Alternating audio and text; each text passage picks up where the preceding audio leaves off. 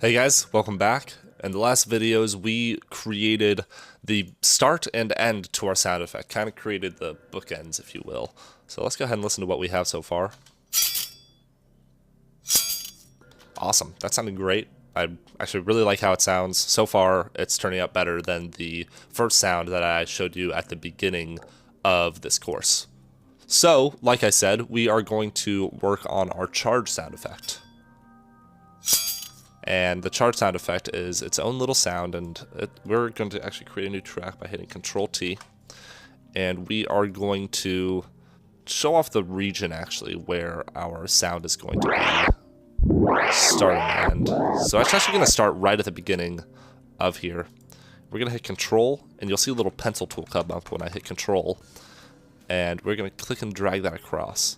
And this is going to be the range of our charge up sound. So you'll see that the spin attack starts right around here. So we're going to actually end this just a little bit after the spin attack starts. Cool, so but this is just a reference point for us for now. And we are going to listen to our computer duster sound. Let's go ahead and solo it and listen.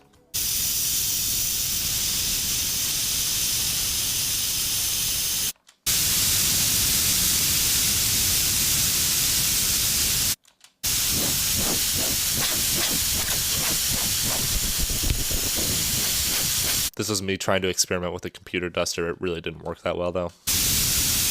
You guys might find use for it, though, so I just left it in.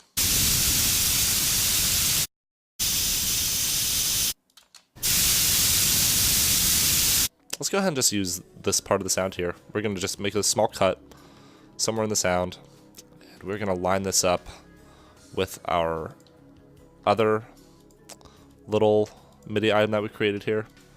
And we're going to click right below it again, and make our cuts. We're going to delete the MIDI item and drag this directly on top of it. And let's go ahead and listen to that. Cool, that's actually turning out pretty well. That actually fills out the space nicely. However, you're going to notice that it doesn't really sound too chargy.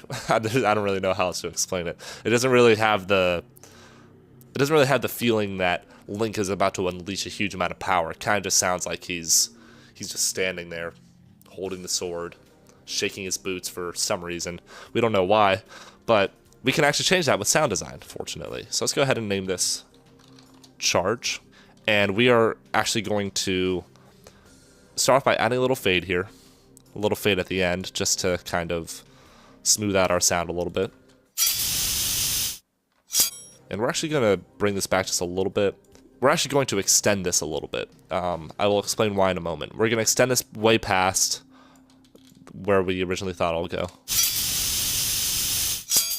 And we're going to add a new effect called a sweeping resonant low pass filter.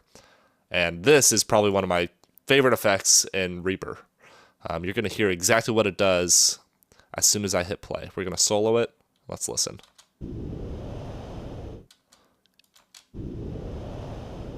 Do you hear how it kind of changes the pitch of our sound a little bit? To demonstrate this further, I'm actually going to put this second frequency up so you can hear it a little bit better. Ooh, you hear that? Cool, so that is the resonant frequency shifter working.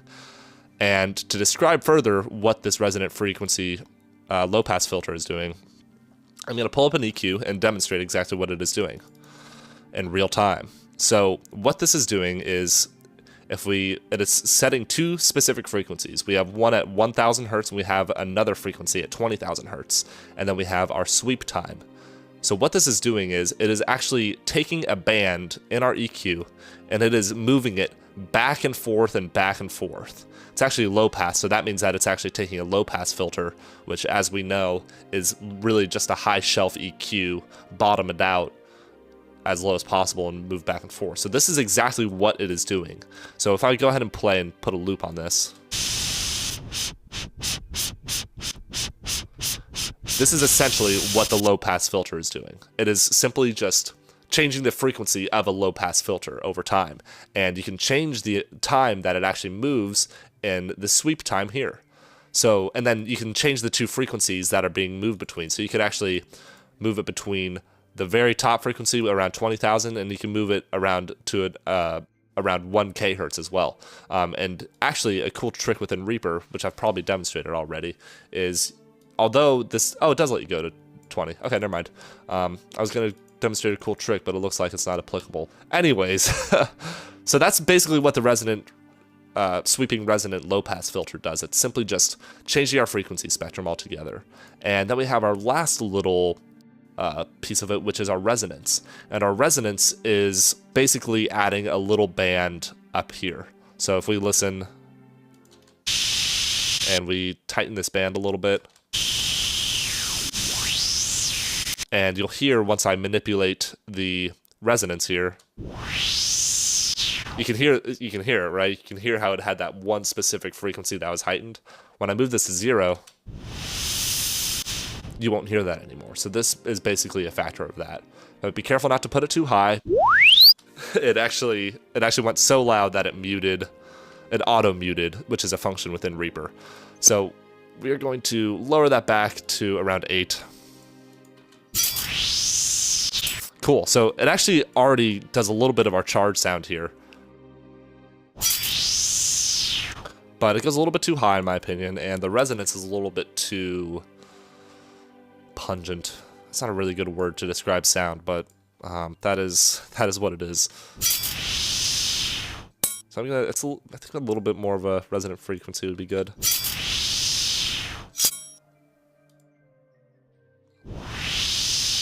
I think I like that pitch, or maybe 8 was fine. Let's try change the sweep time to be a little bit slower. Let's try around 4 seconds. Cool, I like that. I think it needs to go a little bit higher actually, now that I'm listening to it. Let's try around 18,000. Ooh, there we go. That's exactly what I was looking for.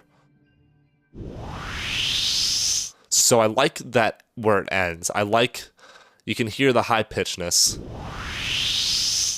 Right at the end there, you can hear the high-pitchedness of the sound after it goes through the resonant low-pass filter for a little bit. So I want it to end there. I want it to end on that note, that specific frequency. I want it to end there. But it looks like if we stop right when it gets that high pitch, it looks like our sound has already started. And so we want it to end. It ends here, but we want it to end here. So what we have to do is we just have to change our time to around 3 seconds. Oh, that's perfect. Okay, that's exactly what I was looking for. So let's go ahead and shape this up a little bit, bring this back. Just a little bit more. I think it's, let's try to bring back the resonance a little bit too. Cool, I like how that sounds. I think I want the sound to be a little bit bassier, so I'm going to actually add another EQ here. And I'm going to add a little bit of low end here, just by boosting this here. Ooh, nice, that's actually really good. And I'm actually going to try adding my own little resonant frequency here. Okay, that actually sounds pretty good.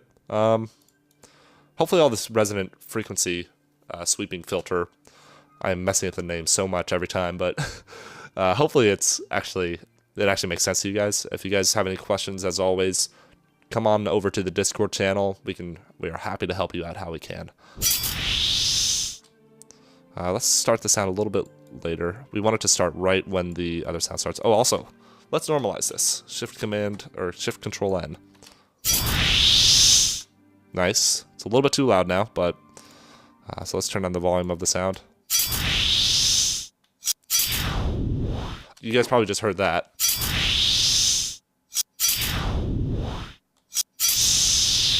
So you probably heard as it looped, it changed a lot. So the reason that happens is because this is actually playing continuously. It doesn't only play when an audio file starts. So this is constantly going up and down, up and down. It's constantly moving our frequency band high to low, high to low. So the reason this happens is because we have it's just doing that over and over again, and when we loop it, it's continuously playing. It doesn't have a specific time that it starts at, or it doesn't read when an audio file is playing. It just runs on its own. So in order to change this, we are actually going to apply this directly to this effect. So we are going to copy and drag this directly onto our media item, and we're going to right click on this and hit apply track take effects to items as new take. Now, if we listen, oh boy, that was too loud. Okay, so basically it just had 2 resonant frequency filters on it because it actually applied the effects from the last one. But anyways, gonna just go ahead and mute that. It actually didn't turn out as well as I hoped it would. Let's undo that real quick, and let's try removing the effect. And let's try muting this EQ here. Let's try doing it again. Okay, so basically what happened was I accidentally did it twice. I didn't need to add this sweeping resonant low pass filter directly on to the media item.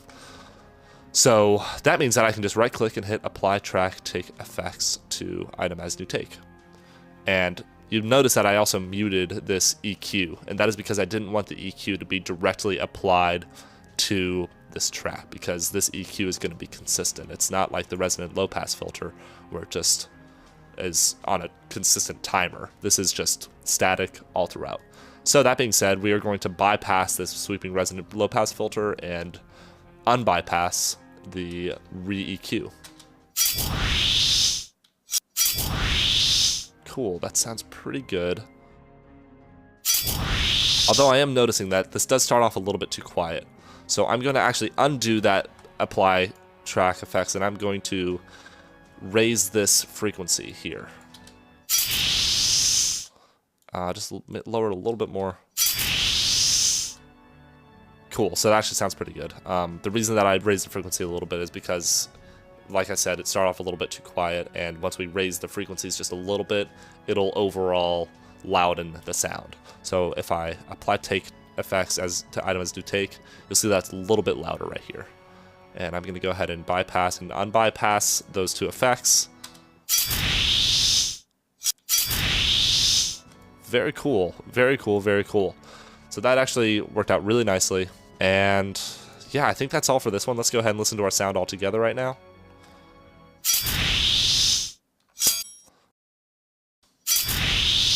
I think that's going to start a little bit later. It actually needs to start earlier now that I'm listening to it.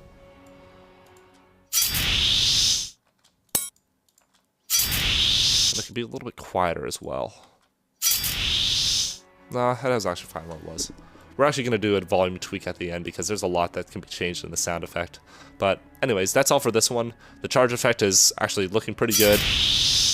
And we are going to, in the next one, create the actual wind from the spin attack itself. So you'll see his nice spinning moves there. So I will see you guys then.